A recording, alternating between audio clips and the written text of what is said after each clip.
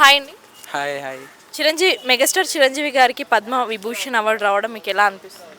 నేనైతే చాలా హ్యాపీగా ఫీల్ అవుతున్నాను. ఎందుకంటే ఆయన మన తెలుగు ఇండస్ట్రీ వాడు అవ్వడం మనకు చాలా గర్వం కదా. సో నేనైతే పర్సనల్గా చాలా హ్యాపీ ఆయనకి రావడం. ఎందుకంటే ఇండస్ట్రీలో మొత్తం ఒక టార్చ్ బ్యారర్ అంటే ఆయన అని పిలుస్తారు కదా. అప్పట్లో నాగేశ్వరరావు, ఇప్పుడైతే చిరంజీవి అనేసి ఆయన అంటారు కదా. నేను చాలా హ్యాపీ దాని గురించి అయితే.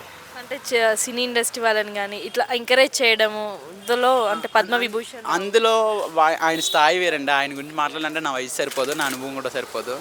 ఆయన గురించి చెప్పాలంటే ఎంతోమందికి ఆయన పరోక్షంగా చాలా హెల్ప్ చేశారు. సో చాలా వరకు బయటికి రాలేదు. వచ్చిన వాటిల్లో మనం చూసాం కదా చాలావి. చాలామందిని పైకి తీసుకొచ్చారు, చెయ్యూత అందించారు. సో ఆయనకి రావడం చాలా గ్రేట్ అని నేను ఫీల్ అవుతున్నాను. అంటే దేశ అత్యున్నత రెండో పురస్కారం అయిన పద్మ విభూషణ్ చిరంజీవికి రావడం మీకు ఎలా అనిపిస్తుంది? ఆ పురస్కారాలు ఏమో ఆయనకి ఇప్పుడు ఇచ్చారేమో, కానీ నేనైతే ఆయనకి ఏ అవార్డు ఇచ్చినా తక్కువనే అనుకుంటాను. ఎందుకంటే చాలా బెడ్ బ్యాంక్స్, ఐ బ్యాంక్స్ పెట్టారు కదా. చాలామంది కరోనాలో కూడా చాలా హెల్ప్ చేశారు. సో ఈ పురస్కారాలు అనేవి ఆయన దగ్గర కనిపించో నేను ఫీల్ అవుతున్నాను. 2006లో గతంలో పద్మభూషణ్ వచ్చింది, ఇప్పుడు పద్మ విభూషణ్. సో ఎలా అనిపిస్తుంది? చెప్పాను కదండి, చాలా హ్యాపీగానే ఫీల్ అవుతున్నాను. మన తెలుగువాడు అయ్యుండి ఈ అవార్డ్స్ మనకు రావడం అంటే నేను చాలా హ్యాపీ. ఓకే. అంటే మన తెలుగువాడైన మాజీ ఉపరాష్ట్రపతి గారికి కూడా పద్మభూషణ్ అవార్డు రావడం ఎలా ఉంది? అంటే అతనికి కూడా పద్మభూషణ్ అవార్డు ఇస్తున్నారు కదా, ఎలా అనిపిస్తుంది?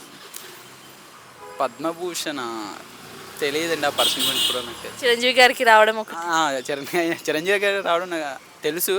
నేను చాలా హ్యాపీగా ఫీల్ అయినా తెలిసిన తర్వాత. ఓకే. సో చిరంజీవి మూవీస్లో మీకు ఫేవరెట్ మూవీస్ అంటే చాలా ఉన్నాయండి. సో అప్పుడు ఓల్డ్ మూవీస్ చూసుకుంటే స్టాలిన్, ఠాగూర్, ఇంద్ర, నాకు ఆయన మూవీస్ చాలా ఇష్టం. పాతవి చాలా రిపీటెడ్గా చూశాను. సో కొత్త మూవీస్ వచ్చేసరికి అంటే సైరా నరసింహారెడ్డి చూశాను, బాగా ఇష్టం అది కూడా మూవీ. అంటే ఏదన్నా ఓల్డ్ మూవీస్లో రిలీజ్ చేస్తే చూడాలనుకుంటున్నారా?